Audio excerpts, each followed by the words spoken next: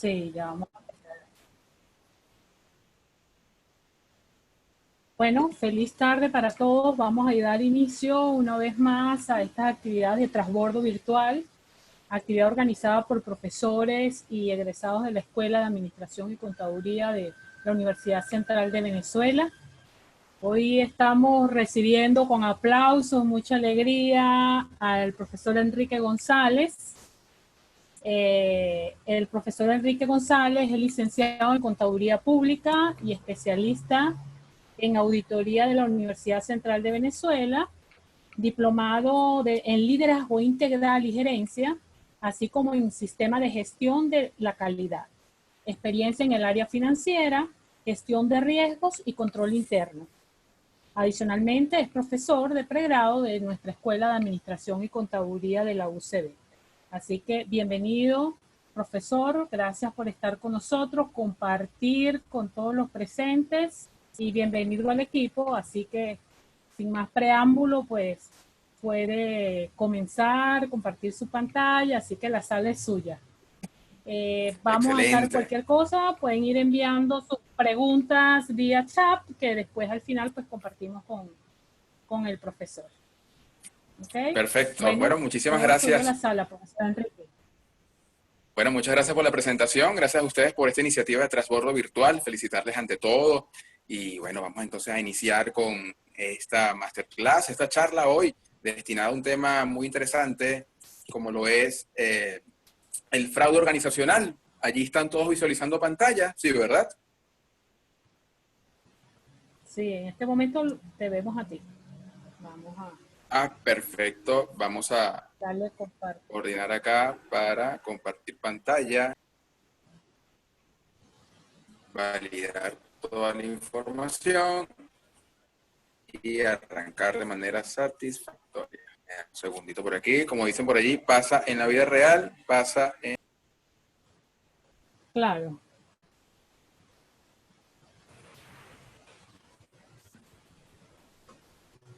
Ok, chico.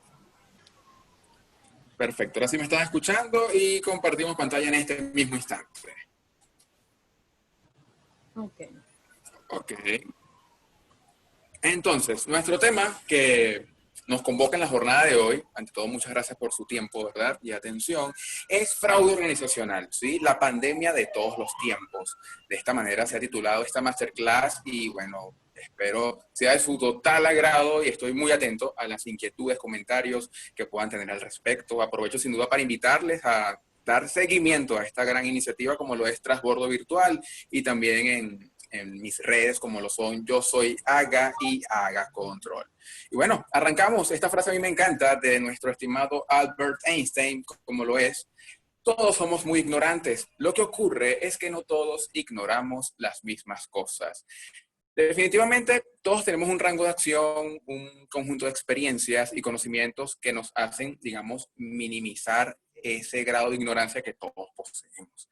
Y este espacio, sin duda, nos invita a ir incrementando ese conocimiento y adquirir más herramientas para todos estos retos profesionales y también personales que vamos a ir encontrando en nuestro día a día y más en este contexto inédito para el mundo como lo es el tema pandemia, coronavirus, y esta óptica es la que le vamos a dar al fraude organizacional. Y luego de ver y escuchar a nuestro estimado Einstein, les comento que nuestra agenda, en este caso agenda médico-financiera, como pueden visualizar allí, consta de 4 grandes aspectos.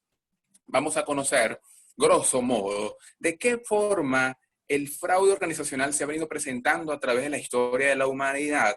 Aunado a ello, vamos a conocer cuál es su definición, características y de qué forma actúa, ¿no? Porque como todo virus tiene un patrón, entonces pasa algo muy similar a nivel del fraude. Aunado a ello, vamos a identificar también los datos. Los números son muy importantes porque nos permiten establecer, identificar la tendencia y también la manera en la cual se comporta este tipo de, vamos a denominarlo, flagelo que lastimosamente tiene nuestra humanidad, como lo es el fraude, y más específicamente el fraude organizacional.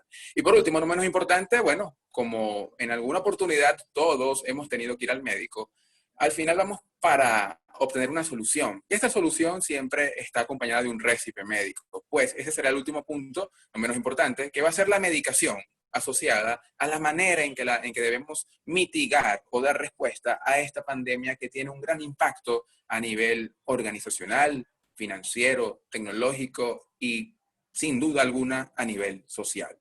Recordemos entonces este tema de la jornada de hoy, fraude organizacional, la pandemia de todos los tiempos.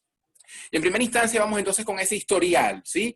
Del fraude organizacional, cómo se ha venido comportando y generando a través de la historia. Acá se seleccionaron 5 momentos, digamos, de relevancia a través de nuestra historia. Hay otra cantidad, N cantidad de casos, porque pareciese que este comportamiento, esta connotación fraudulenta, está como presente en el ser humano. Solo que no todos la desarrollan. Por eso esa vinculación a una pandemia o un virus, ¿no? Todos tenemos unos anticuerpos, un sistema inmunológico, sin embargo, hay quienes tienen mayor tendencia de contagiarse o no. Tipo o característica de lo que estamos viviendo hoy día con el COVID-19, con el coronavirus, con la pandemia, que, bueno, hay quienes están como más propensos a desarrollarla. Algo, digamos, de manera análoga pasa con el fraude organizacional. Y arrancamos con este episodio, por así denominarlo, en Egipto, 1100 antes de Cristo. Imagínense, en el reinado de Ramsés IX. Resulta que hubo funcionarios que se ponían de acuerdo, y quiero que esta parte la tengan allí presente, ese ponerse de acuerdo, ese, vamos a llamarlo trabajo en equipo, pero desde un punto de vista negativo, ¿no? Por los resultados que genera, que se establecían esa orquestación para profanar las tumbas. ¿Sí? Recordemos que por temas culturales, cuando se hacía las tumbas, el entierro, eso iba acompañado de los objetos de valor de esa persona, ¿no? Por tema de que, bueno, se tenía para aquella época la concepción de que la persona moría, pero también se llevaba ese aspecto material que lo acompañase en ese otro umbral, espacio o dimensión, como queramos denominarla. Entonces, habían funcionarios para la época que se alineaban con bandas para profanar esas tumbas y adquirir esos bienes. Imagínense, ¿no? Por allí, para que tengamos esa referencia, ¿desde cuándo data este tipo de conductas y comportamientos? Otro aspecto importante o hito histórico está vinculado con la Segunda Guerra Púnica, como lo vemos allí en nuestra imagen. Fíjense, 210 antes de Cristo, ¿no? Esto en el Mediterráneo. Y está asociado, posiblemente, lo vinculamos mucho con el ámbito de los seguros. ¿A qué me refiero? Para esta época, en estas confrontaciones, ¿verdad? El Estado asumía las pérdidas o todo lo vinculado también al suministro de los insumos armamentísticos para el ámbito de confrontación, ¿no? Y porque finalmente querían el triunfo, marcar un mayor territorio. Y resulta que el Estado, al hacerse responsable y dar respuesta por aquellas pérdidas que sufrían las embarcaciones durante estas batallas, bueno, quienes eran encargados de materializar estos traslados e ir a la guerra, a la batalla, como queramos denominarlo, pues simulaban naufragios porque sabían que el Estado iba a reconocerlo. Sin embargo, esta simulación venía acompañada de distorsiones en el valor del inventario que tenían esas embarcaciones. Tan así, y quiero que esto también lo tengan en consideración muy, muy presente, que establecían toda una estrategia para poder materializar y hacer ver como verdadero un naufragio de carácter ficticio. Tan es así que ellos tenían una estructura donde el barco que iba a naufragar, alrededor lo acompañaban unos barcos de unas dimensiones más pequeñas para rescatar a los tripulantes y, digamos, fraguar todo este engaño para posteriormente declararlo ante el Estado por sumas mucho más elevadas de las reales y obtener este beneficio. Por otra parte, haciendo ya un salto cuántico en la historia, vamos ya a siglo XXI, año 2001, caso Enron, muy, muy sonado y que se toma siempre de referencia a nivel de lo que es auditoría forense o también estudios propios de auditoría, ya que la connotación que tuvo en Estados Unidos específicamente, es lo vinculado a la manipulación de los estados financieros. Recuerden que para nosotros, digo nosotros, los contadores públicos, y sin duda quienes tengan que tomar decisiones en las organizaciones, en las entidades, el estado financiero es un elemento crucial, fundamental para con propiedad poder establecer estrategias y tomar decisiones. Por eso es tan importante la labor de los contadores públicos y también, definitivamente, de los administradores y cada uno de los profesionales que hacen vida en una entidad y una organización. Pues acá en el caso Enron hubo una manipulación de las cifras asociadas a los estados financieros, donde en efecto se simulaba un bienestar económico que no correspondía con la realidad de la organización. Esto derivó de pérdidas cuantiosas en el mercado para esa época que fueron muy, muy significativas. Avanzando un poco más, tenemos el caso Parmalat. De seguro algunos de ustedes tuvo la oportunidad de probar Parmalat, ver a Ronaldo en alguna campaña futbolística patrocinada pues por la propia Parmalat, que es una empresa de alimentos, ¿sí? Italiana. Pues en el año 2003 también hubo una alteración de sus estados financieros, de su información financiera, generando una imagen distinta, financieramente hablando, a la realidad que estaban afrontando. Esto también derivó, por supuesto, en pérdidas cuantiosas para la entidad como para todos los stakeholders o partes interesadas. Otro aspecto muy también reconocido y caso de estudio es el de Bernard Madoff. Estados Unidos vuelve a hacer mención acá en el año 2008.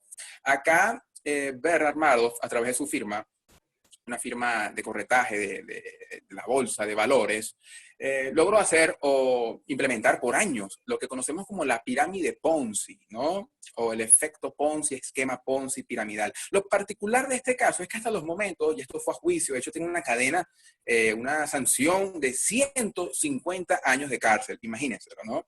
Le va a faltar vida para poder dar respuesta a todas las implicaciones financieras que hubo, porque jugó en este caso con inversionistas tanto del sector público como privado, personas que tenían en él, en su firma, toda la esperanza y la expectativa de generar un rédito, una mayor ganancia por la puesta, la colocación de sus recursos allí. Por eso es importante y cuidar siempre estos elementos o esquemas piramidales que hoy día hay muchos en el mercado.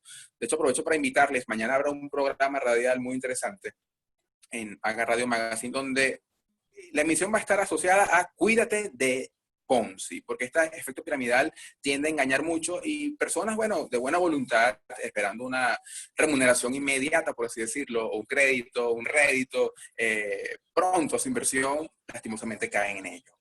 Por último, no menos importante, y ya nos acercamos a 2020, un año que sin duda para cada uno de nosotros ha sido bien particular por todo lo que ha pasado y apenas estamos iniciando la segunda mitad del año, pues es el caso en Alemania de la empresa Wirecard, ¿sí? De tarjetas de crédito y otros asuntos o aspectos conexos financieros, donde, bueno, volvemos al ámbito de la manipulación de los estados financieros, tenían cuentas en criptoactivos que no eran tal. Entonces imagínense todo esto, cómo a través del tiempo el comportamiento de la humanidad y de quienes tienen el liderazgo de toma de decisiones dentro de las empresas, dentro de las entidades, han actuado de una manera alejada a los valores. Nos vamos a percatar en el desarrollo de la temática que todo al final recae en valores, sobre todo en la ética y la moral. Continuamos entonces ahora con el cuadro clínico del fraude organizacional. Inicialmente tenemos que definirlo, porque a veces usamos mucho la palabra fraude en las situaciones o hasta en personas que realmente no están cometiendo esta acción como tal. Por eso aquí nos apoyamos en la definición del Instituto de Auditores Internos, así como de la Asociación de Certificadores y Examinadores de Fraude, como lo es la ACFE por sus siglas en inglés. Y se los voy a leer rápidamente. Cualquier acción u omisión intencional, importante aquí, intencional, diseñada para engañar a otros. Fíjense que acá está el engaño de por medio, ¿sí? Con el resultado de que la víctima sufre una pérdida y o el perpetrador logra una ganancia. Se las voy a repetir, y es muy importante esto porque nos da las claves para identificar en qué momento estamos en presencia de esta patología, por así denominarla, del fraude organizacional. Cualquier acción u omisión intencional diseñada para engañar a otros con el resultado de que la víctima sufre una pérdida y o el perpetrador logra una ganancia. Ahora, una vez definido, tenemos que saber, bueno, qué indicios, qué aspectos, qué características pueden estar presentes donde quizá allí haya, porque al final tenemos que verlo como un riesgo, una posibilidad. Puede que se esté dando como puede que no. Sin embargo, es importante que tengamos presente bien, digamos, claro cuáles son los síntomas asociados a esta pandemia del fraude organizacional. ¿Por qué pandemia? Y aquí me detengo. La pandemia implica una enfermedad que es de fácil contagio y que, digamos, se extrapola a, a regiones, países, como está pasando hoy día con el coronavirus, con el COVID-19. Pues como vimos en nuestra reseña previa, el fraude ha estado presente en distintas civilizaciones, en distintas épocas y bajo distintas modalidades. Entonces hay que estar muy atentos con los síntomas o los indicios asociados a fraude organizacional. Y voy con cada uno de ellos. El primero, y voy nuevamente con el tema de los valores, ¿no? Aquí influyen mucho los valores. Vivir más allá de los medios. Al ser humano hay un aspecto que es como el tema de aparentar, ¿no? La superficialidad, el qué irán los demás, entonces yo como persona transmito algo que realmente no es. Y a veces ese no es, va acompañado del mundo económico, financiero. Entonces disfruto de algún tipo de bienes o servicios que van realmente más allá de lo que mi capacidad financiera, de lo que mis ingresos pueden soportar. Entonces ya aquí se genera como una pequeña alerta, bandera roja, por así denominarlo, ya cuando nos vamos a términos más de auditoría, ¿no? Entonces, mucha atención con esto, con el vivir más allá de los medios. Otro aspecto a considerar muy importante es cuando existen dificultades financieras. Cuando estamos presentes o ante una circunstancia que nos limita económicamente, vamos a decirlo coloquialmente, que la persona se siente ahogada, no sabe qué hacer, son indicios que lo pueden tentar a que esa fibra fraudulenta que hay en el ser humano se active, ¿sí? Entonces, mucha atención con esto. Y también hay que acotar que el fraude tiene una connotación, ¿no? Que es que existen cosas en la vida que no se pueden ocultar. Posiblemente ustedes conozcan otras. Yo les voy a mencionar tres muy concretas. Una es el amor. El amor no se oculta porque así tú no hables, se te ve en el lenguaje corporal, los ojos, cómo al momento también de hablar, cómo te expresas a esa persona. Bueno, el amor es imposible de ocultar, definitivamente. Tú lo percibes a distancia, ¿no? Por así decirlo. La sonrisa de la persona, lo notas. Así te diga, no, yo no soy enamorado, pero es distinto el verbo con lo que refleja su acción, ¿no? Ahora, así como el amor no se puede ocultar, otro aspecto que no se puede ocultar es la tos. Quizás ahorita un poco con el tema de los tapabocas, ¿no? Que no nos ven cuando tosemos, pero igual llevamos el codo a la boca. Entonces, la tos es otro aspecto que no podemos ocultar en la vida. Y por último, algo que no se puede ocultar en la vida es el dinero. El dinero no se puede ocultar. ¿Por qué? Porque de algún modo se eroga, de algún modo se desembolsa, así sea a través de una tercera persona o interpuesta persona, lo que llaman por ahí un testaferro. Siempre va a haber movimiento porque al final todo deja trazabilidad, todo.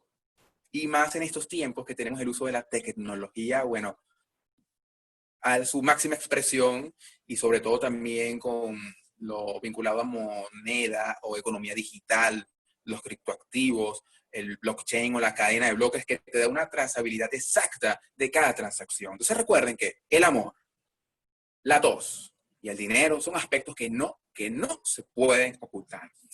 Otro aspecto a considerar, otro síntoma que es importante, es la intencionalidad. Cuando leímos en la definición, recuerden que hablaba de intencional diseñada. Cualquier acción u omisión intencional diseñada, porque es eso, tiene la intención.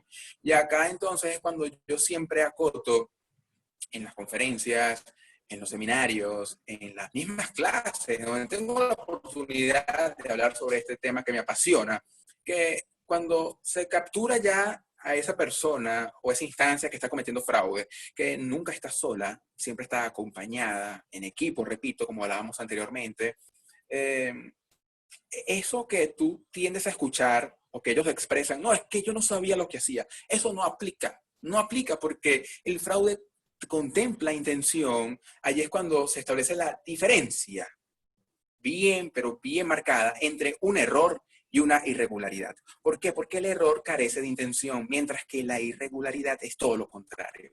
Por ende, aquí podemos decir entonces que el fraude como pandemia organizacional es una irregularidad.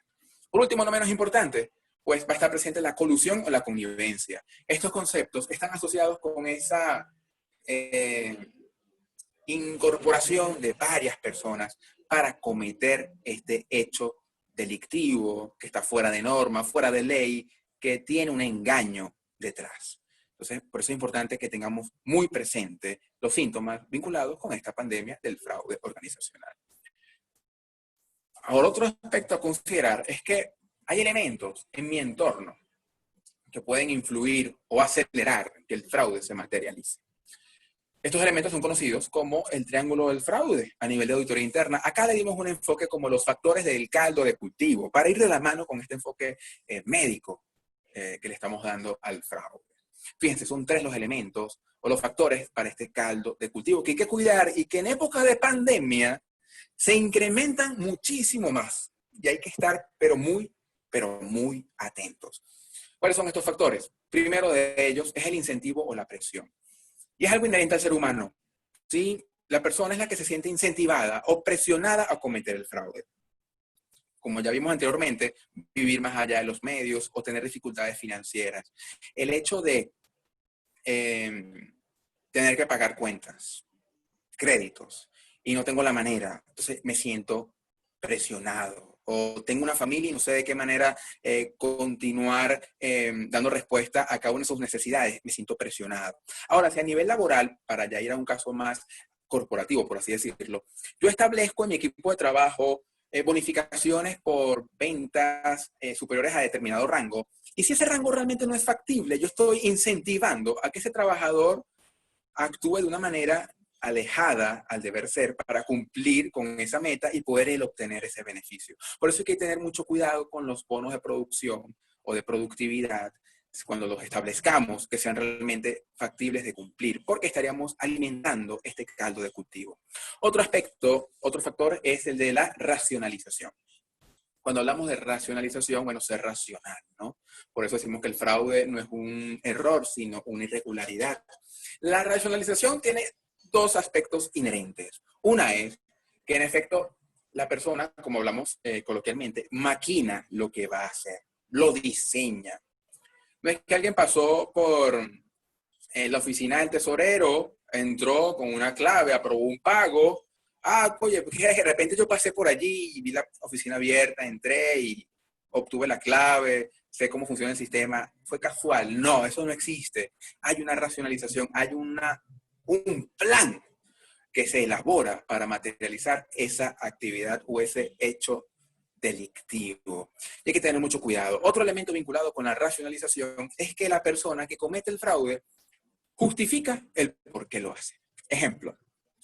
Bueno, yo me llevé ese material de la oficina o yo usé el vehículo que está asignado para la oficina para irme de vacaciones con la familia, porque es que yo tengo 15 años dando lo mejor de mí en la empresa y yo me lo merezco, o la empresa nunca me ha reconocido y bueno, yo me voy a tomar esa atribución porque es que me parece justo. Entonces, vean lo peligroso que es porque lo ven hasta como bueno, hasta como algo positivo y que no va a tener alguna implicación dañina o negativa para el entorno. Entonces, eso hay que cuidarlo con la racionalización. Fíjense que lo que es incentivo o presión, así como la racionalización, es algo inherente a la persona.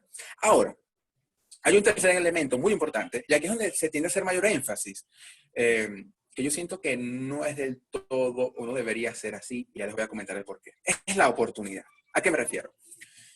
Yo puedo estar pero muy incentivado por un bono de productividad que si yo logro vender, vamos a hacer desde el punto de vista inmobiliario. Soy asesor de ventas de inmuebles y tengo como meta, o me establecieron una bonificación si logro vender más de 3 inmuebles semanales, ¿sí? Por tomar un ejemplo. Yo puedo estar muy incentivado y en vender 3. Ahorita imagínense, comprando inmuebles, ¿quién en esta época? Pero también los hay, sin duda. Pero puede que ese mercado esté un poco disminuido, ¿no? Rezagado. Pero el asesor de seguros, en este caso inmobiliario, se siente presionado, incentivado porque quiere esa bonificación y bueno, ve de qué manera con la notaría, simula una venta de un inmueble, se lo presenta a su equipo dentro de la inmobiliaria, lo avala, oye, qué bien, y le da la bonificación.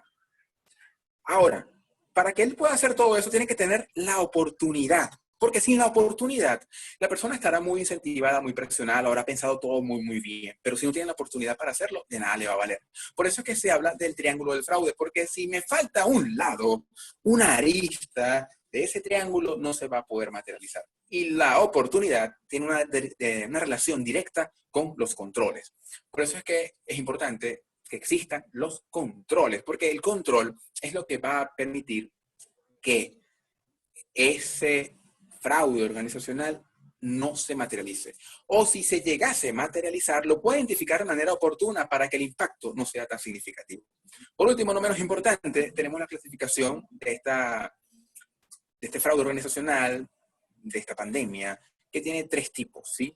En primer lugar, la apropiación de activos. Quizás el más común a nivel de estadísticas, ya lo vamos a ver más adelante. Por otro aspecto, tenemos lo que es la manipulación de la información financiera. En los anteriores ejemplos, a través del tiempo, vimos que es como lo más común e impactante, ¿no? Caso Enron, caso Madoff, caso Parmalat y actualmente el caso de Wirecard. Fíjense lo que es la manipulación de los estados financieros, cómo forma parte de esta tipología del fraude. Siempre asocio el tema manipulación, lo tendemos a asociar y escuchamos mucho, no, es que están maquillando los estados financieros. A veces uno dice, bueno, pero ¿por qué emplear maquillaje? Entonces yo siempre traigo a alusión este aspecto, ¿no? Las mujeres por naturaleza son hermosísimas, todas, cada una de ellas. Y yo siempre pregunto, bueno, ¿para qué la mujer usa un maquillaje?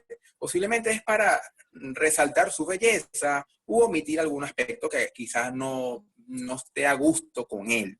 Pero al final es eso, es resaltar algo u ocultar. Por eso es probable que empleemos maquillaje de estados financieros, porque yo a través de esa manipulación busco resaltar algo, posiblemente busco tener una mayor capacidad crediticia o unos mayores gananciales, o busco más bien ocultar algún tipo de imputación legal, de conflicto de interés. Entonces, fíjense lo importante o lo delicado realmente que es la manipulación de la información financiera. Por último, no menos importante y muy, muy sonado a nivel mundial, no es solo un caso venezolano, que ojo, no es excusa, eso no debería existir en ninguna parte del mundo, es la corrupción.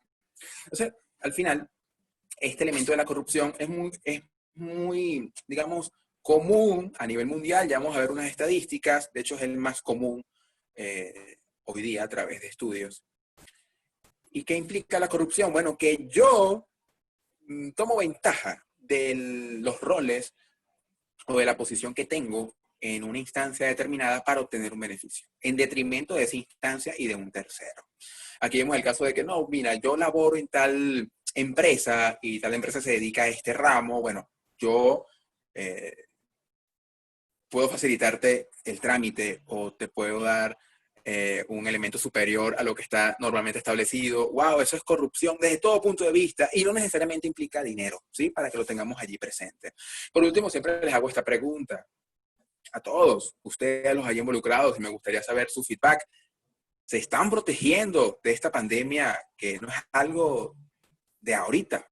Es algo que tiene ya mucho, mucho tiempo entre nosotros. Y con esta pregunta tomaré un poquito de agua. ¿Cómo vamos de tiempo, equipo?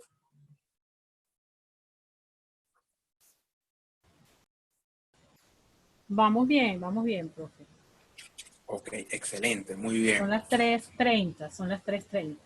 Ok, maravilloso. Entonces avanzamos acá. Sin duda va a haber un espacio allí para sus comentarios, preguntas. Y ya que conocemos la característica de esta patología, de esta pandemia, de este fraude organizacional, pues vamos a irnos ya a las cifras, porque las cifras son muy importantes. Hay quienes dicen, no, que las cifras son frías. Lo que pasa es que al final lo relevante de todo dato para que pase información es que yo lo pueda codificar, decodificar y con base a ello tomar decisiones. De allí entonces la relevancia que siempre, inexorablemente van a tener los estados financieros en toda entidad. Y les comento entonces lo siguiente. Estos datos son del reporte a las Naciones 2020, en caliente, saliendo del horno, ¿sí? Este es un reporte que emite la Asociación de Examinadores Certificados en Fraude, ¿sí? Que de ahí también derivó la definición inicial que abordamos con respecto a fraude. Pues fíjense, esta alerta, quiero que todos estén muy atentos, sobre todo quienes formen parte de una organización, de una entidad, indistintamente del nivel en el que se encuentren, ¿sí? Pueden estar en el nivel estratégico, táctico, operacional. Todos formamos parte de la organización y todos tenemos que estar muy atentos a esto porque incide en la productividad, en el rendimiento y sin duda en esa premisa del negocio en marcha que todos buscamos prevalezca en cada una de las actividades económicas que desarrolle una organización. Y más si usted está en el proceso de emprendimiento. Cuide todos estos datos. Atención. Se estima que al menos 5% de los ingresos anuales de toda entidad se van o se diluyen o se pierden producto de fraude.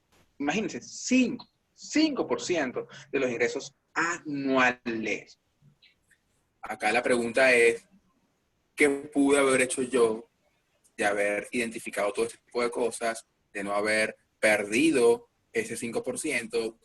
¿Qué logros, qué actividades, qué metas, qué nuevos proyectos pude en mi organización haber hecho con esos recursos?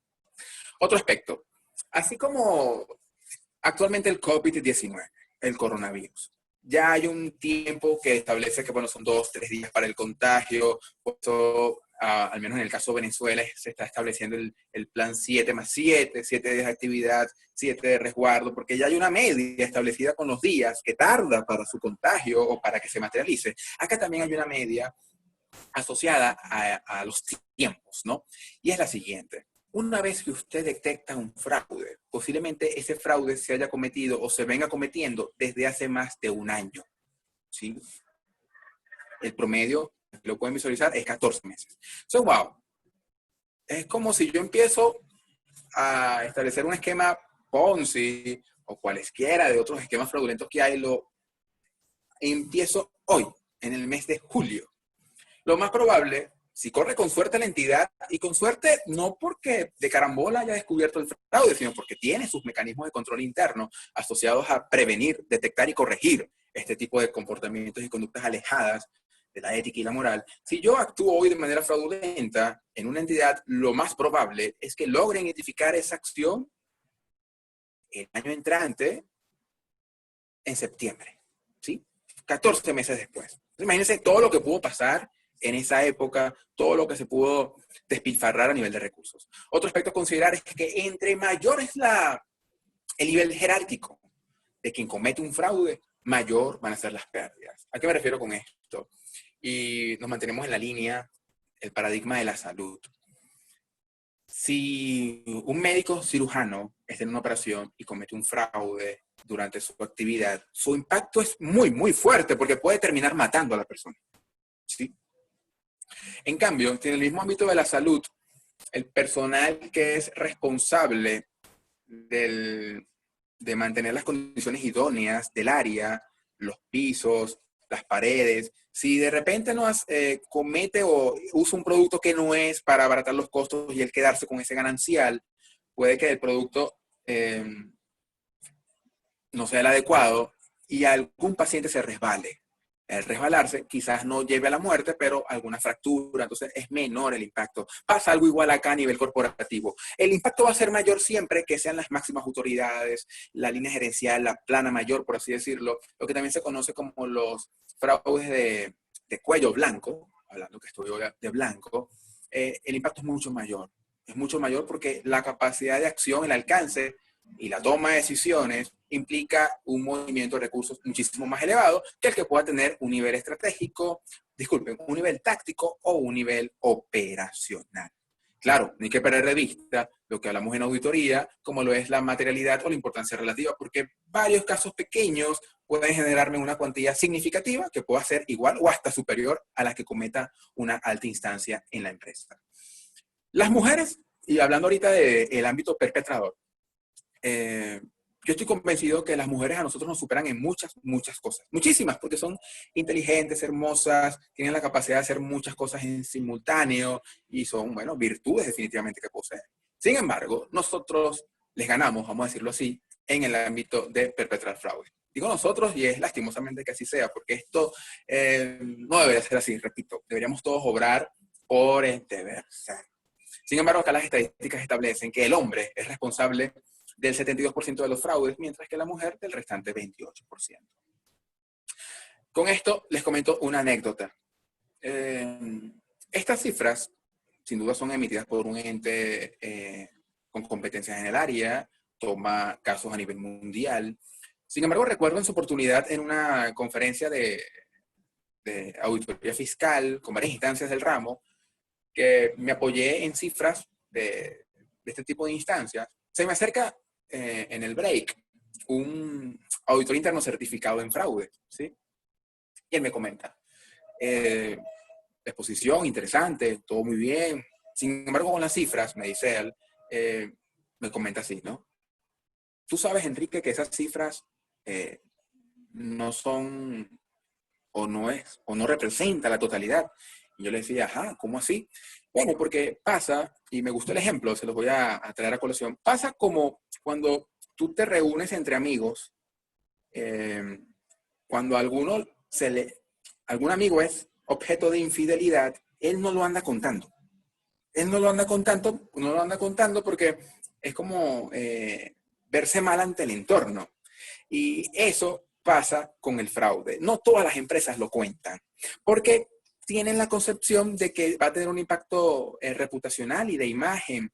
Por eso no entran en estas estadísticas. Entonces, tengan esto en consideración, porque posiblemente estas cifras que vamos a ver a continuación estén subestimadas. Sin embargo, sirven igual de referencia. Entonces, mucha atención con esto. A nivel mundial, este reporte contempló 125 países y un total de 2.504 casos. Y la distribución es la siguiente. Y aquí vemos el comportamiento de esta patología, del fraude. Voy a acercarlo para que lo puedan visualizar mucho mejor. En los Estados Unidos y Canadá representan el 46% de los casos, con 895. En parte de África, fíjense, representa el 15% con 301 casos. En Asia Pacífico, el 10% con 198 casos. En el oeste de Europa, el 7% con solo 128. En el medio oeste y en el norte de África, pues el 7% también con otros 127 casos. En sur de Asia, en sureste de Asia, tenemos el 5% con 103 casos. Latinoamérica y el Caribe, mucho se habla de fraude, corrupción, pero fíjense, al menos a efectos de este estudio, 5%, 101 casos.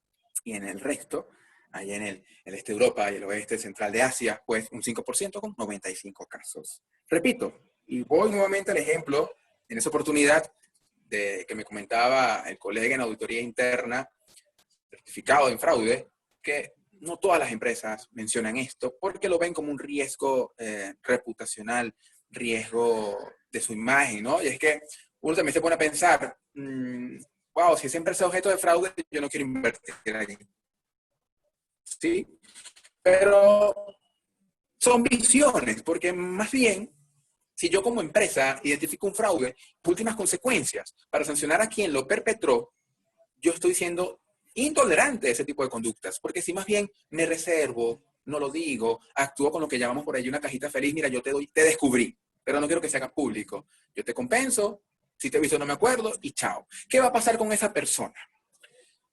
Cuando digo esa persona, la que cometió el fraude, él se va a ir a otra entidad y va a perfeccionar su esquema porque en esta organización lo descubrieron, entonces él sabe ahora qué no hacer o qué mejorar para seguir haciendo su acción delictiva.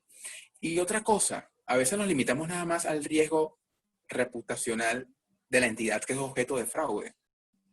Sin embargo, no perdamos de vista también un riesgo moral de sus trabajadores. ¿A qué me refiero? Imaginen que ustedes están en un equipo de trabajo que han convivido por años, que son casi familia, porque uno a veces está en la oficina más tiempo que el que está en la casa, y descubren que esa persona que estuvo siempre contigo, laborando, haciendo informes, trabajando, haciendo extramuros a nivel de oficina, bueno, tenía un esquema de fraude en la entidad. ¿Cómo tú quedas como trabajador?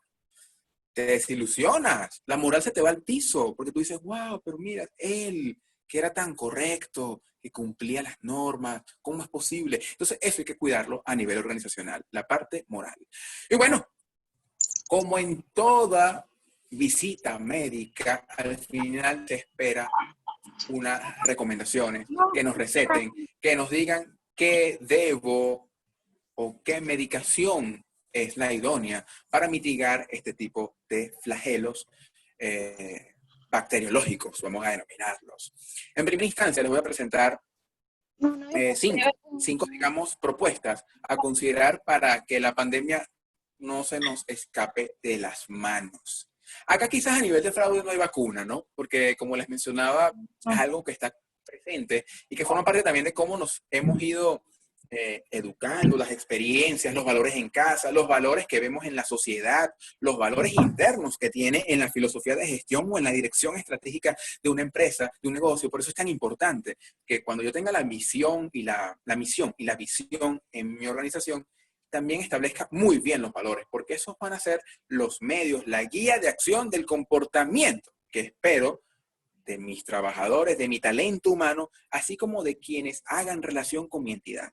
Entonces, en primera instancia, en este récipe médico, ¿qué se recomienda? Sin duda, profundizar sobre el tema. A través de charlas, simposios, este tipo de eventos que está desarrollando Transbordo Virtual, porque al final el desconocimiento puede hacer que incentivemos conductas fraudulentas, ¿sí? Otro aspecto definitivo, importante, es fomentar la tolerancia cero.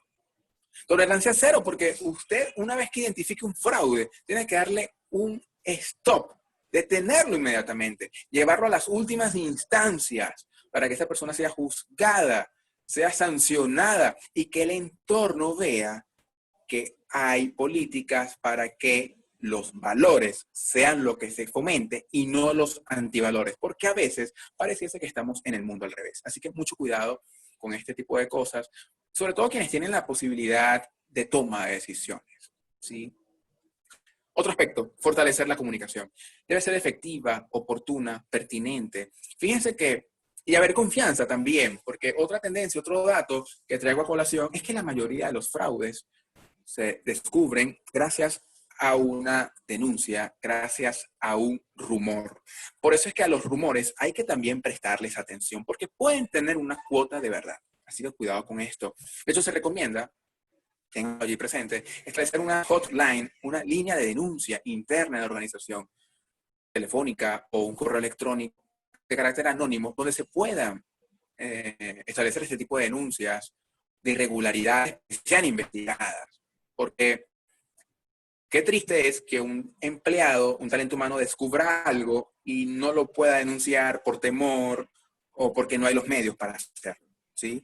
Por supuesto, quienes vayan a hacer la investigación tienen que tener las competencias para llevarla a sus últimas instancias. Otro aspecto, evaluar los procesos. Definitivamente, hay que evaluar los procesos, sobre todo hoy día que estamos involucrando criptoactivos, otras modalidades, que contablemente también las normas están haciendo modificaciones significativas producto del contexto. Entonces, eso hay que modificarlo, hay que evaluarlo. Segregación de funciones es importante, todo este tipo de aspectos. Y adaptabilidad, evitar allí duplicidad de funciones y el desorden. Miren, un ambiente propicio, caldo de cultivo en una organización, en una empresa, es que no haya manuales, que cada quien haga las cosas como quiere, que no haya continuidad administrativa. ¡Wow! ¡Qué complicado es todo esto! Y claro, al evaluar mis procesos, puedo establecer manuales que tengan un rango de acción importante para mitigar este tipo de flagelos. Por último, no menos importante, sin duda,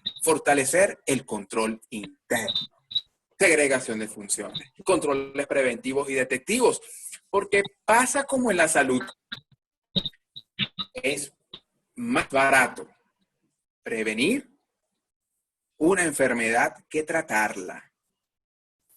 Y esto aplica también con los fraudes. Es más barato, es menos oneroso prevenir el fraude que darle ya respuesta una vez materializado. ¿Por qué? Porque desconocemos el impacto que pueda tener, sobre todo el reputacional.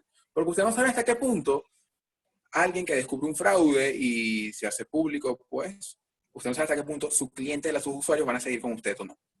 Entonces, esto hay que tener mucho cuidado. Y es un riesgo que hoy viven muchas empresas, porque imagínense una empresa que, vista la necesidad, el incentivo por volver a la actividad económica y porque quizás tenga una limitación de recursos financieros, bueno, no emplee o no cumpla con las normativas de salud, o las cumpla, pero empleando productos que no son para prevenir la contaminación del COVID. Entonces, aunado a que está falsificando productos para poder estar en operaciones, va a tener un impacto reputacional muy fuerte. Porque imagínense que esa empresa que abrió, que no cumple con los protocolos, que está obteniendo subvención del gobierno y diciendo que está cumpliendo con el protocolo, resulta que no lo cumple y se infectan personas. El riesgo reputacional va a ser, bueno, impresionante, porque ya más nadie posiblemente vaya a querer ir hacia allá, porque es un tema de salubridad y de interés público. Así que mucho cuidado con ello. Y como menciona acá este recipe al final, las secuelas son muy perjudiciales, porque es un riesgo reputacional y un riesgo moral. Por último, quiero concluir con esta frase de Bruce Torres. Bruce es el CEO de esta asociación de examinadores certificados en fraude y dicta lo siguiente: las organizaciones que implosionaron debido a fraude podrían haber afirmado tener integridad, pero los meros documentos impresos no contribuyen a un cambio apreciable. ¿A qué se refiere esto? Una tendencia en las organizaciones es que yo, para mitigar fraude o dar respuesta, es que tengo un código de ética. Perfecto. Eso es crucial. Toda organización debería tenerlo, porque eso establece lo que es la conducta, el comportamiento del talento humano. Sin embargo, y limitándome a esto de los meros documentos impresos no contribuyen a un cambio apreciable, usted puede dictaminar algo, gaceta, norma, código de ética, pero si nadie lo cumple, se va a quedar en eso, en un mero documento. Y al final, sin duda, esto es un tema de integridad, de valores, de cada quien, cómo actúa. Lo importante es que, una vez detectado, se llegue a las últimas consecuencias, para que eso más nunca pase, para que esa persona aprenda y ya no pueda cometer más esto. Por eso, en algunas partes del mundo, ¿verdad? Cuando, ejemplo, un contador público infringe una ley, pues se le veta y se le quita su licencia. Se pida a veces. Porque es como, vamos a decirlo, sonará duro, pero es como castrarlo profesionalmente hablando. Y es que hay que tomar medidas porque el impacto que tiene en la sociedad es muy fuerte, muy fuerte. Y bueno, quedo por acá atento a sus comentarios y preguntas y sin duda agradecerles por la oportunidad en este tema que hoy llevo por título: fraude organizacional, la pandemia de todos los tiempos. Quedo atento y adelante al equipo. Gracias por el tiempo. Gracias, profesor Enrique. En verdad que excelente. Es un tema, bueno, que nos podemos quedar toda la tarde aquí conversando. Muchísimas gracias. Vamos a dar espacio a algunos comentarios y preguntas.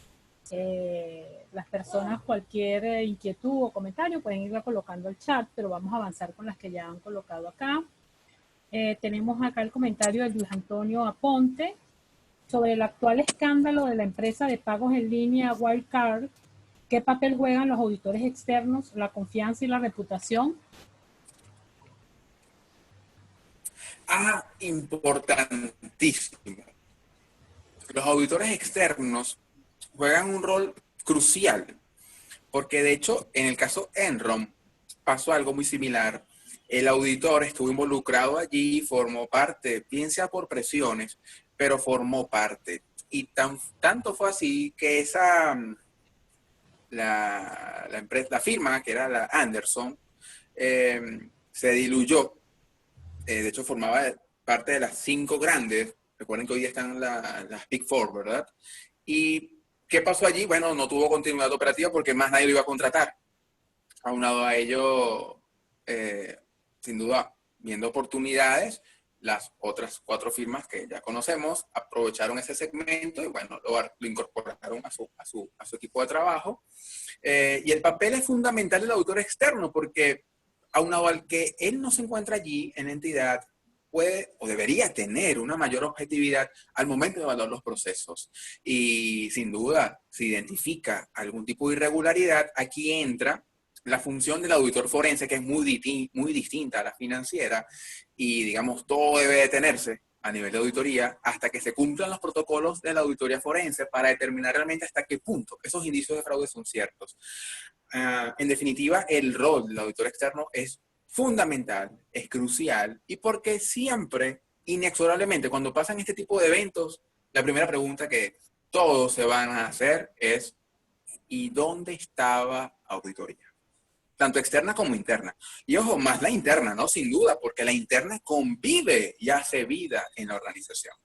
Entonces, definitivamente, el rol del auditor externo, e incluyo el del interno, es crucial y fundamental.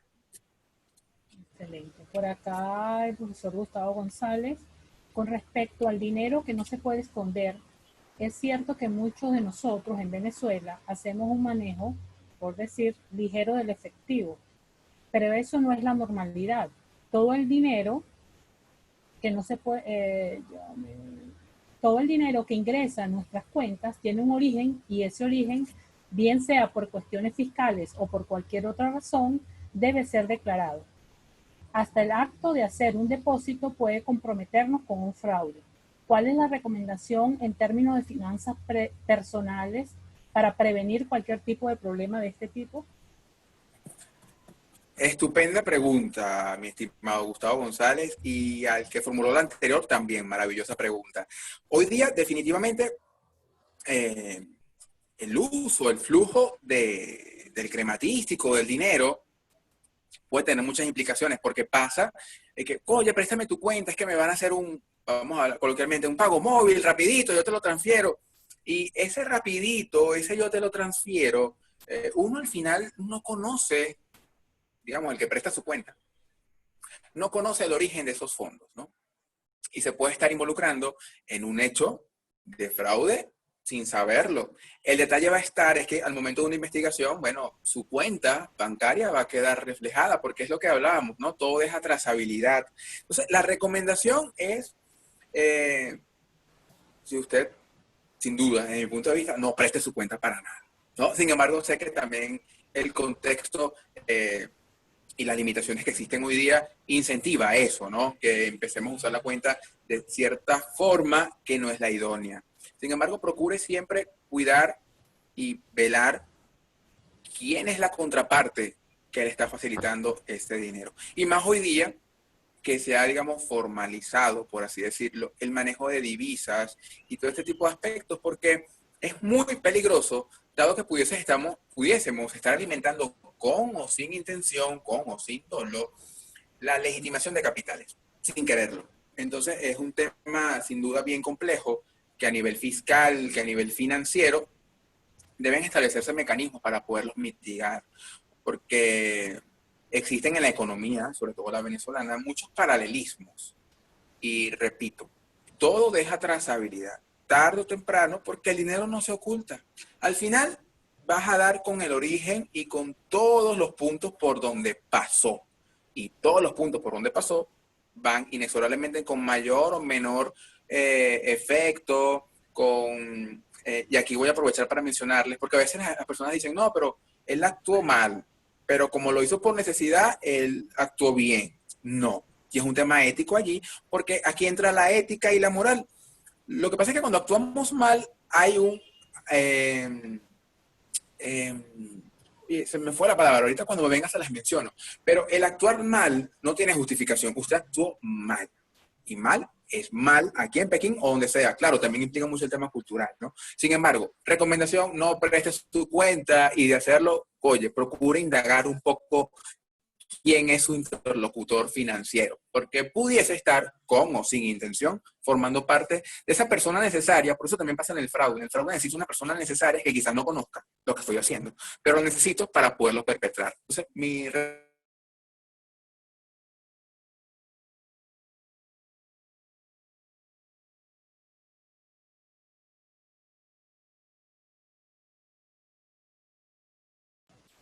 Aló, estamos. ¿Escuchan al profesor Enrique? No, se cayó el audio de Enrique. Se cayó exacto, el audio del profesor Enrique.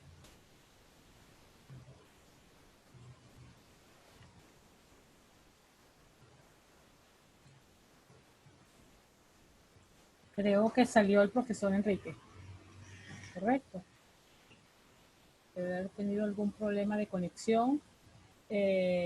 Bueno, sin embargo, para todos los asistentes, mientras que el profesor intenta conectarse de nuevo, por allí le hemos dejado un link para que nos envíen también su feedback sobre la actividad del día de hoy y así ir mejorando, por supuesto.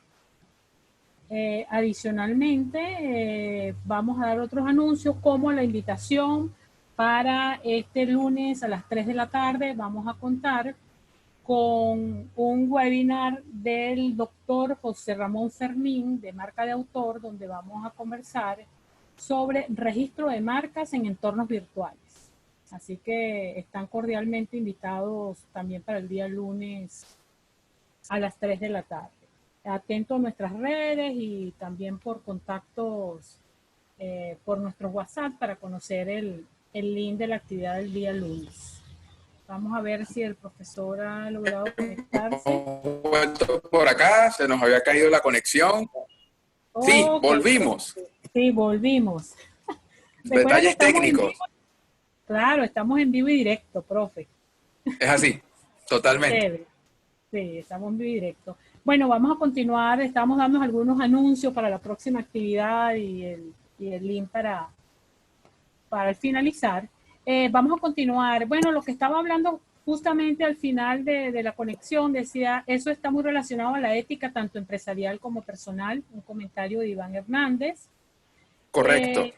Hay otro comentario. Ahora el triángulo evolucionó a un diamante del delito y el fraude incorporando la capacidad de poder llevar al hecho ilícito. Es correcto. Muy buen valor agregado, es así. Ahora incorporamos la capacidad totalmente, porque puedo estar muy incentivado, lo puedo planear muy bien, puedo tener la oportunidad, pero si no tengo los medios para hacerlo, no se va a poder materializar. Y ahí entra la capacidad, correctamente. Exacto. Por acá el profesor Pedro Carranza, el fraude informático es otro elemento a cuidar. De hecho, las empresas deben lidiar con la nueva realidad de tener empleados remotos. ¿Cuáles serían las recomendaciones con este punto? Con respecto al ámbito informático, sin duda, y más hoy día que está el teletrabajo en boga, ¿no?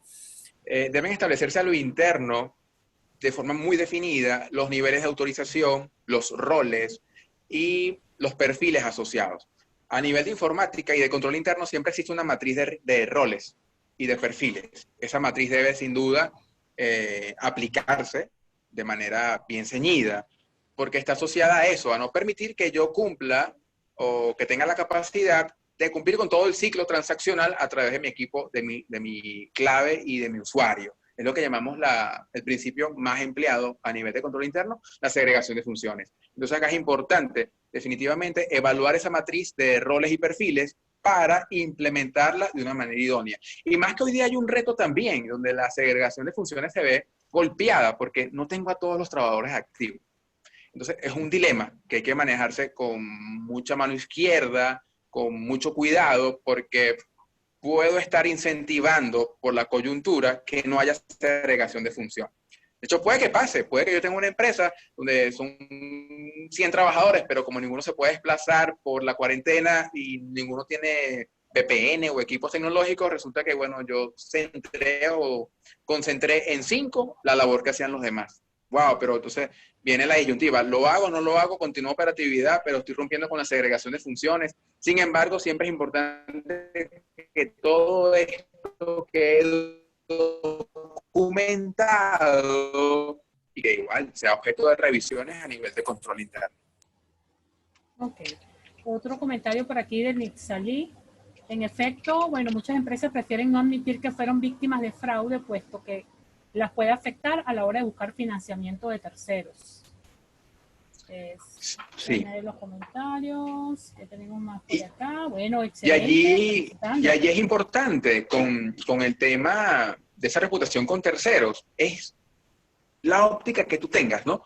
Porque yo preferiría como empresa decir, tuve la capacidad de identificar y sancionar a, bueno, nunca he sido objeto de fraude, pero no porque no se haya fraguado, sino porque lo identifiqué y me dio miedo sacarlo a la luz pública, ¿no?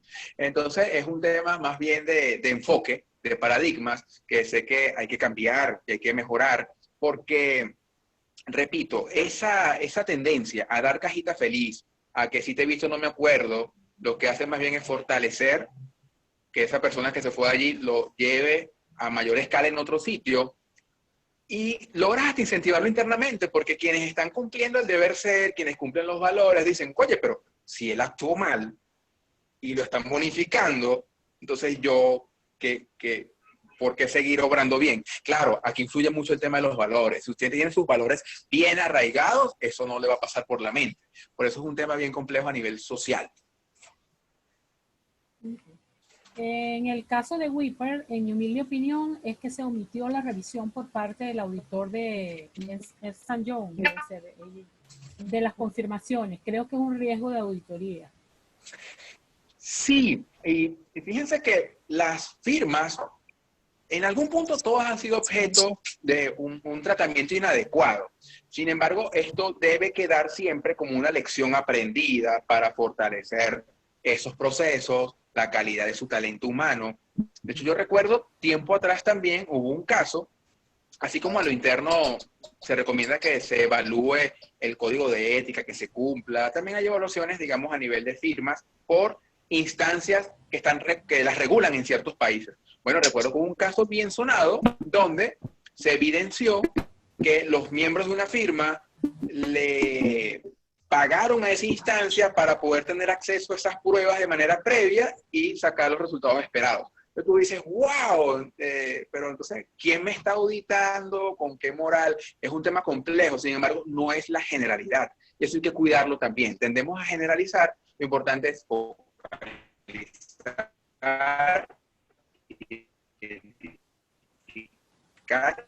y con base a ello actuar para que no se repita y para que sienta el entorno que yo tengo lo que control establecido, porque si no, repito, lo que voy a incentivar es que ese tipo de conductas se repliquen y wow, complicado. Y repito que hoy día se incentiva más por las condiciones. No estoy generando ingresos, tengo igual deudas, no puedo salir todos los días. Esto llevándolo a nivel minúsculo y doméstico, ¿no? Cuando llegamos a nivel empresarial es mucho más complejo el contexto. Okay. Vamos a ir a algunas preguntas para luego darle el espacio al profesor Héctor Villegas que quiere comentar algo. Antes de, vamos a terminar acá están las preguntas. De Henry, ¿por qué cuesta tanto y de qué manera considera usted que podemos materializar y hacer real el comportamiento ético y el cumplimiento de valores y principios en nuestras organizaciones, incluyendo todo aquel que forma parte de los stakeholders? Sí, cuesta porque al final como es un tema social y nosotros como personas somos muy complejos, ¿no? Eso implica el dominio de muchas variables. Acá todo es multifactorial. Sin embargo, ¿qué es lo que se recomienda? Yo debo tener compromiso por la competencia y a su vez actuar con el ejemplo. Bien lo decía Albert Einstein, que la mejor manera de poder sugestionar a alguien no es con el ejemplo, esa es la única.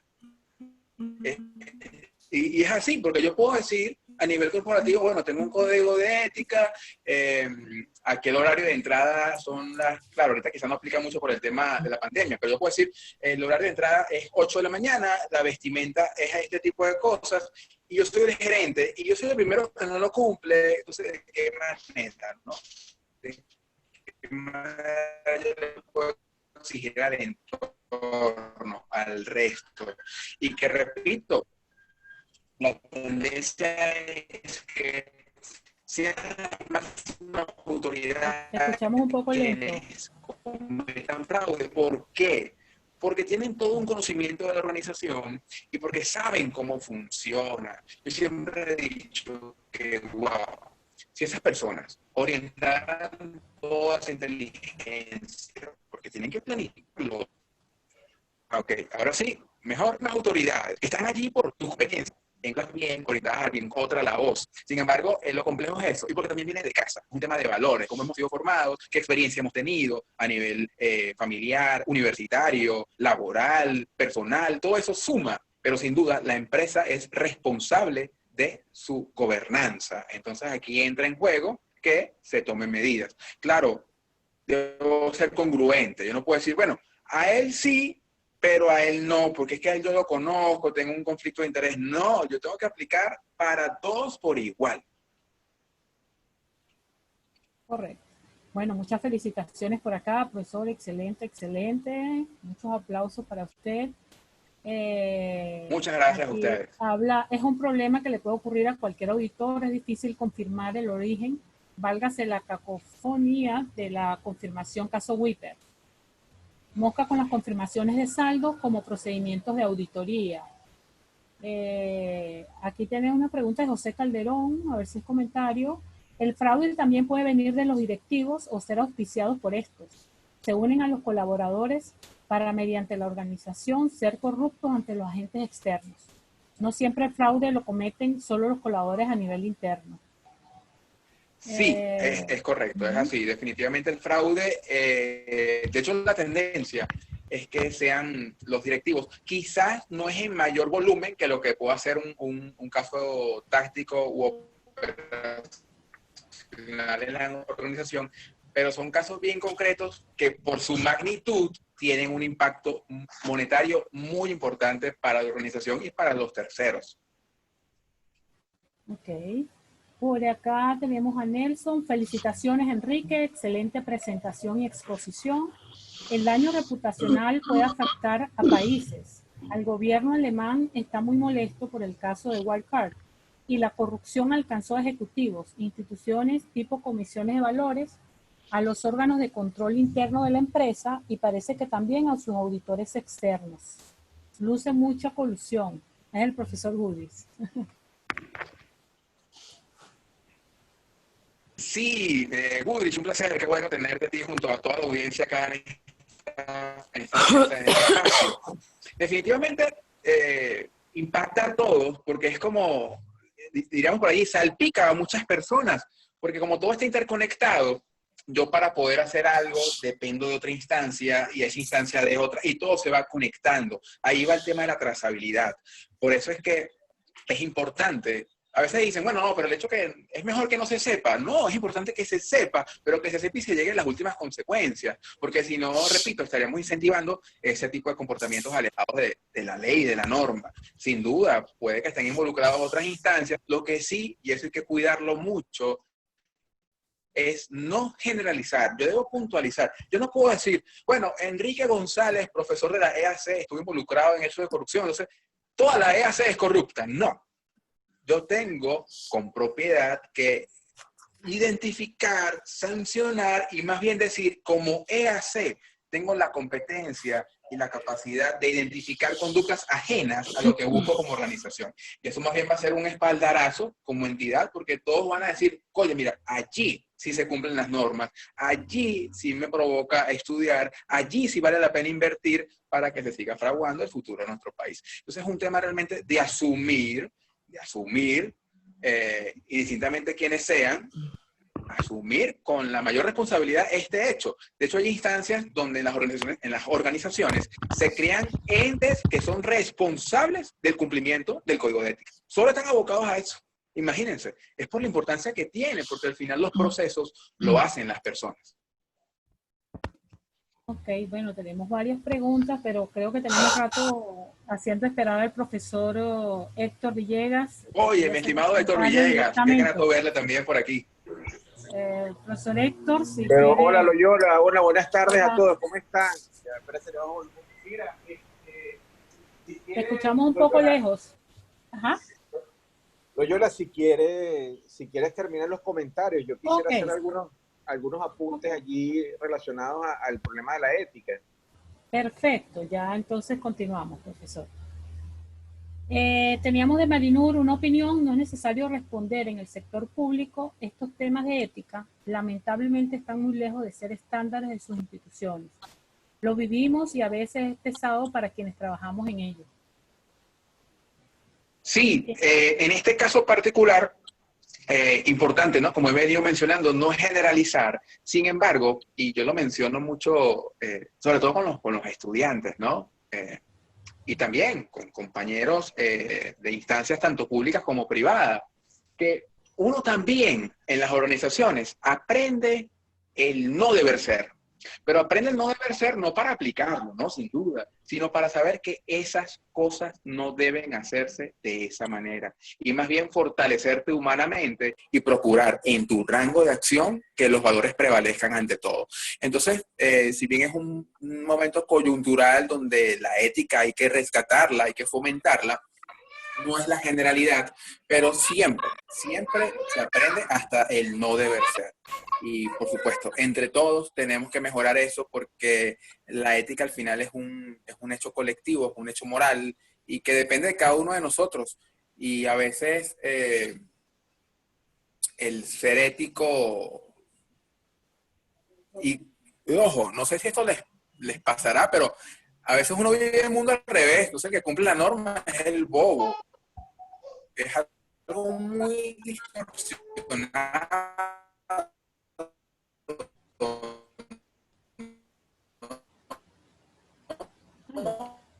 Le oímos lento, profesor Enrique. Y esas cosas hay que cuidarlas y más bien rescatarlas. Rescatarlas porque hay que al final no deber ser, pero también de eso se aprende para no replicarlo. Okay. Por acá tenemos otro comentario de Rafael Colina. Establecer el código de ética es muy fácil, lo rudo es mantenerlo vivo y saludable. Felicidades y gracias por su ponencia. Por acá de Glibert Pacheco, muy buenas tardes. Pienso que actualmente los fraudes suelen ser más comunes en empresas familiares. ¿Más comunes? En empresas familiares. Ok. Otros piensan en una inequidad en cuanto a la remuneración y puestos otorgados.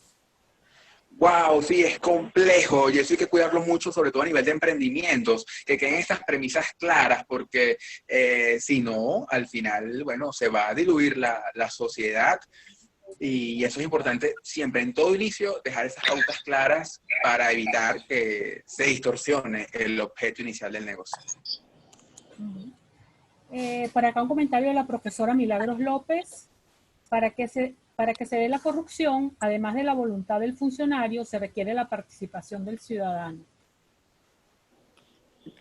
Sí, sí, y de allí forma parte de lo que es la connivencia, la colusión, porque al final si tú no lo permites, no se va a fraguar, porque forma parte de la oportunidad y como bien mencionó un participante, de la capacidad para poderlo llevar a cabo. Entonces, entre todos al final está la solución. Lo que pasa es que nos faltaría como un poquito de voluntad de todos, de quienes formamos parte de la sociedad, como de quienes tienen la potestad de hacer cumplir las normas, porque para algo están. Yo creo que si al final cada uno cumpliera con su rol, todo fluiría de una mejor manera. Sí, señor, así es. Bueno, entonces, profesor Héctor, nos iba a comentar algo sobre ética. Ya por acá los otros comentarios, bueno, felicitándole, profesor Enrique, y excelente su exposición. Muchísimas gracias a ustedes y bueno, estoy muy atento a lo que vaya a decir nuestro estimado profesor Héctor Villegas. Gracias, Quique, qué bueno escucharte desde esa tribuna, además con una capacidad pedagógica increíble.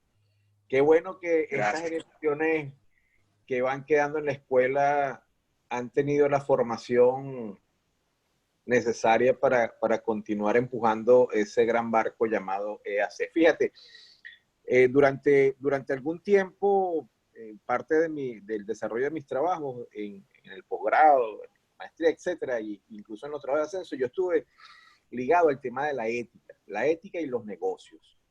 Porque fíjate que estoy reflexionando sobre esto y sobre lo que nosotros estuvimos conversando el lunes con la clase del lunes, la importancia en algún momento que tuvo de agarrar los pensa de ambas carreras y hacer los aportes que desde las ciencias sociales hoy se pueden hacer, desde las ciencias humanas hoy se pueden hacer a un problema fundamental en la empresa, que es el problema de la ética eso es un problema sociológico, no tiene otra vertiente. Eso no es un problema contable, eso no es un problema administrativo, eso no es un problema procedimental, no es un problema incluso, siendo que tiene una gran importancia en el derecho, porque al final de cuentas la sanción va a ser muy importante, la sanción que conlleve el fraude del cual tú estabas hablando. Correcto. El problema de la ética es un problema valorativo, es un problema de valores. Y los valores se construyen y se constituyen en las relaciones sociales, en las relaciones sociológicas, en las relaciones incluso de lo cotidiano. Fíjate que el problema de la ética en las empresas comienza a ser discutido casi que tardíamente.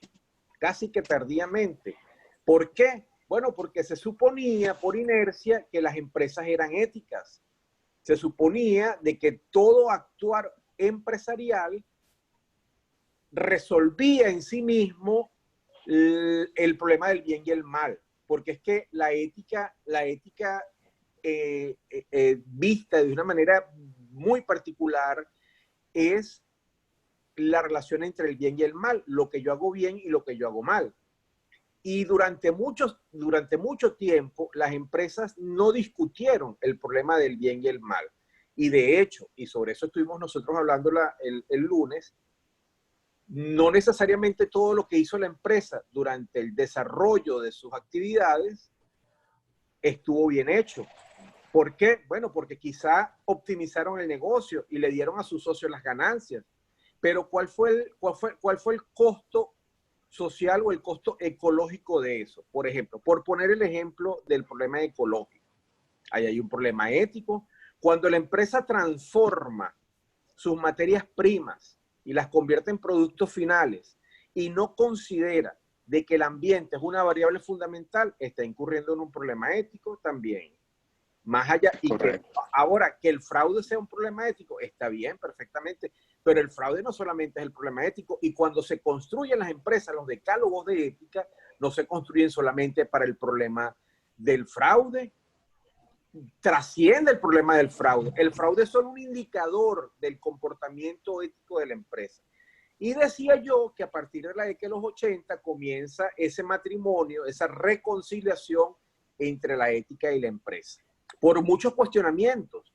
Ya el Club de Roma en la década de los 70, el Club de Roma, que no estamos hablando de las Hermanitas de la Caridad, estamos hablando de una organización que está muy ligada a las Naciones Unidas, ya el Club de Roma cuestiona el comportamiento de las organizaciones desde el punto de vista ecológico, pero también desde el punto de vista de su funcionamiento propiamente dicho. Y a partir de la década de los 80, este problema de la ética comienza a ser un problema que los empresarios deben resolver. Unos lo tomaron muy a la deportiva y otras empresas lo hicieron de verdad muy seriamente.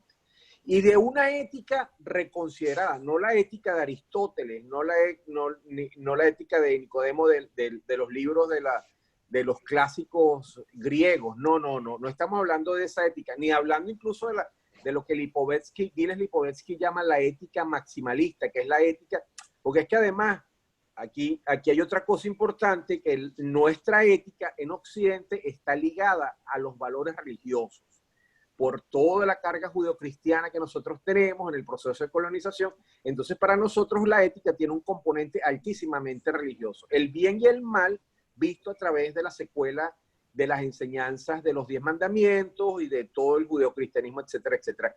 En Occidente, y lo dice Victoria Camps muy bien en todos los libros que ella desarrolla durante la década de los 90, pero Lipovetsky dice, no estamos hablando de la ética maximalista, de la ética que refiere a máximas, ¿ok? A las máximas que debemos a Dios, no, sino estamos hablando de una ética de los hombres.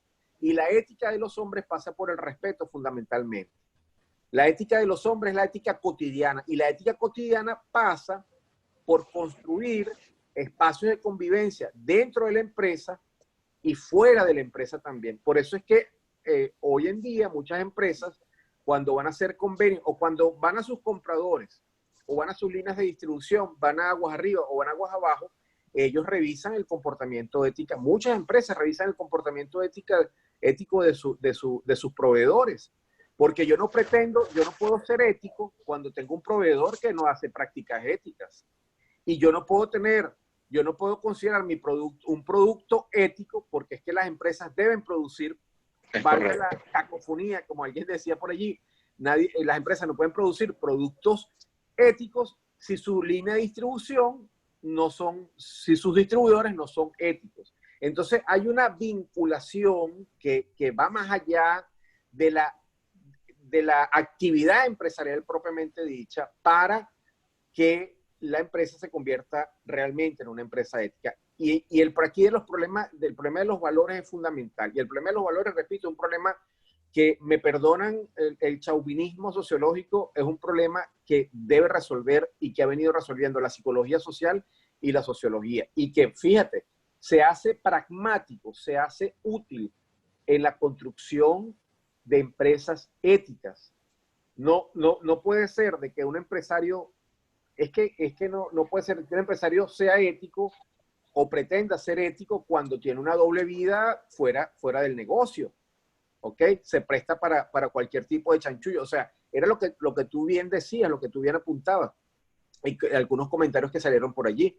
La ética pasa porque los mismos accionistas deben mantener un comportamiento ético. Por ahí hay una frase que la mujer del César no solamente, Pedro Carranza es el que se sabe, y Milagro, que está por allí, también es la que se sabe de estas cosas, y no sé si, la mujer del César no solamente debe parecerse al César, sino que tiene que ser como el César, creo que dice algo así, los accionistas no solamente pueden manifestar la ética, sino que tienen que ser éticos, efectivamente. Por allí va. Exactamente. Mira, Marinur, un saludo a Marinur, y vi por allí también a Glivet, para llamarlo Glivet de los alumnos antiguos, para no revelar la edad de ella. Fíjate, ahí hay una cosa sobre el problema de lo público. Sí, egresada. Fíjate, del problema de lo público y lo privado. En términos generales, nosotros muchos años pensamos que la empresa privada era eficiente porque producía bienes y servicios, daba empleo, ¿ok? Mientras que la actividad pública era ineficiente, ¿ok? Porque no cumplía con sus ciudadanos a cabalidad, sobre todo en nuestros países, estamos hablando, no cumplía a cabalidad las funciones que estaban definidas para lo público. Y aquí hay una discusión buenísima, porque esto es un grave error. Se ha demostrado durante la década de los 90, se demostraron que la ineficiencia no está reñida. La ineficiencia no necesariamente es amiga de lo público, de lo privado, de lo público y no de lo privado. Porque nosotros podemos ver, ustedes han nombrado allí casos de empresas que han estado envueltas en corruptelas, de auditores externos que han sido cómplices, y con esto termino, que la ineficiencia muchas veces la tenemos en las empresas privadas y las tapamos con un dedo. Y esto es un tema de discusión bien interesante. Les recomiendo a la doctora Victoria Camps, una española de la Universidad de Valencia, que ha chorreado tinta. Bueno, por supuesto también todas las discusiones que genera Lipovetsky después, también a principios de los 90, sobre el problema. La empresa en busca del alma. Hay un capítulo, se los recomiendo. La empresa en busca del alma. Se llama, mis estudiantes en sociología lo leían, porque es un poquito difícil, pero yo se los obligaba a leer. Allí Lipovetsky habla sobre la doble moral de las empresas privadas con respecto a la construcción de los códigos éticos. Buenas tardes y muchas gracias. Les prometo que el lunes no voy a participar, porque el lunes no voy a poder decir nada, porque es sobre derecho de autor, y sobre derecho de autor no sé mucho. Gracias, Loyola. No, gracias, profesor. Gracias por su participación y por estar atento aquí en el equipo. Bueno, sí, acá hay un comentario de la profesora Milagro, pero antes quería decirles que el tema de ética es tan interesante que incluso estamos hablando del tema ético y de valores como ciudadanos. Lo que nos está pasando ahora en Venezuela, que el hecho de la economía informal, el querer hacerlo todo informal como una salida a corto plazo de la crisis, hace que nosotros como ciudadanos colaboremos en hacer las cosas. Ella no quiere constituir sus organizaciones, no quieren llevar sus registros contables, no quieren llevar nada legal porque sencillamente piensan de que no les quiero dar los impuestos a otros, o yo tengo miles de salidas para evadir muchas cosas. Entonces, bueno, el tema de ética y de fraude está yendo mucho más allá, incluso a nivel de ciudadanos y cómo podemos aportar a la productividad de un país, ¿no? Y otro punto interesante, que acá la profesora Milagro decía, bueno, lo importante es quedar la ética como eje transversal dentro de nuestra carrera de administración y contaduría. Acá la profesora Milagro lo está poniendo en un compromiso, profesor Villegas, dice, profesor Villegas, una propuesta para la incorporación de la ética en el currículo de la EAC sería bienvenida para someterla a consideración de las cátedras y departamentos, conjuntamente con los papeles de trabajo generados por la Comisión de Currículum. Quisiera leer estos documentos a la luz de la pertinencia e incorporación de la ética como eje transversal y competencia necesaria para el desempeño idóneo de los futuros egresados. Sí, definitivamente la necesidad de este tema de ética. Sabemos que cada uno de los docentes hace ese aporte desde sus aulas de clase, pero es un punto bien interesante. Bueno, creo que nos podemos quedar toda la tarde, sin embargo, quisiera, bueno, dejarle al profesor Enrique que nos quiere cerrar algún aporte final, algún comentario final. Claro, definitivamente. Bueno, agradecerles a ustedes por esta iniciativa de Transbordo Virtual, agradecer a cada uno de los presentes en esta jornada, sin duda bien enriquecedora, agradable, muy grato para mí ver rostros conocidos que compartimos allí a nivel académico, estudiantil, docente. Qué bonito todo esto. Y lo que más me llena de esta actividad es el hecho de que aún, y sé que somos muchos, los que estamos orientados a que los valores, la ética, sea algo cotidiano, que se retome y que no sea más bien algo visto como sorprendente. A veces nos sorprendemos en la normalidad. Entonces, llegamos a un punto que pareciese que lo ordinario es como extraordinario. Entonces, cuando tú vas como ciudadano caminando por el rayado y te sorprendes que se para el vehículo, tú dices, wow, pero esto debería ser lo normal. Entonces son cosas que debemos rescatar porque eso apuntala en todas las direcciones, en nuestra familia, en nuestra universidad, en el colegio, en las empresas, y que debemos procurar ética y valorativamente hablando, ser los mismos en todos los ámbitos de acción. Yo no puedo cambiarme el chip de repente y cumplir con las normas cuando entro a la oficina, pero cuando salgo, bueno, soy otro. No, no, no. Y eso es lo que a veces yo en su oportunidad leí, que la esquizofrenia moral múltiple. Hay que cuidarnos también de eso, porque entonces para unas cosas sí está bien, pero para otras no, depende de las circunstancias. No, no, no. Eso hay que cuidarlo. Y bueno, sin duda, uno de los puntos es el fraude organizacional. Sin embargo, la ética es crucial para todo punto de vista. Aprovecho y complemento con esta imagen ya de cierre. Muchas gracias definitivamente por su valiosa atención, por su tiempo, la prevención ante todo, y por supuesto a invitarlas a seguir viendo y de la mano con Transbordo Virtual, y también será un placer para mí que estén ahí activos con Yo Soy Aga, con Aga Control, y de verdad que estoy muy feliz de la experiencia. Gracias por la oportunidad. Estamos allí atentos. Del fraude derivan muchas cosas. Al final todo es un tema social. Comparto lo que mencionaba mi estimado Héctor Villegas. Y bueno, de ahí derivan muchos de los problemas que tenemos hoy día. Sin embargo, todo tiene solución mientras haya la voluntad para hacerlo. Porque a veces uno escucha, no, pero es que es fraudulento, cometió fraude. Ajá, pero si se investiga y hay la voluntad, se podrá comprobar, y se podrá comprobar que no estaba solo. Es un tema de voluntad al final. Sí, señor, un tema de voluntad. Y hablando de tema de voluntad, por eso es que estamos acá en este equipo. Bienvenidos todos, los esperamos en las próximas actividades de todos los lunes y viernes a las 3 de la tarde. Nos pueden seguir por @transbordovirtual.ucb y allí pues encontrarán nuestras próximas actividades. También las personas que aparentemente no pudieron conectarse o ingresaron tarde, esto va a estar en nuestro YouTube de Transbordo Virtual y ahí pueden escuchar de nuevo la excelente masterclass o ponencia que ha dado el profesor Enrique. Y para el lunes los esperamos con registro de marcas en entornos virtuales con el doctor José Ramón Fermín, y están todos cordialmente invitados. Y bueno, gracias a los que por primera vez también se están incorporando a este entorno virtual. Bueno, creo que es todo por esta tarde. Que pasen una feliz tarde. Muchísimas gracias. Y bueno, ¿qué más le puedo decir? Gracias a usted, profesor Enrique, por el gran aporte de esta tarde. Gracias a ustedes y feliz tarde para todos. Seguimos en contacto. Transbordo Virtual. Gracias. Excelente iniciativa. Bueno, feliz tarde. Gracias a todos. Hasta luego.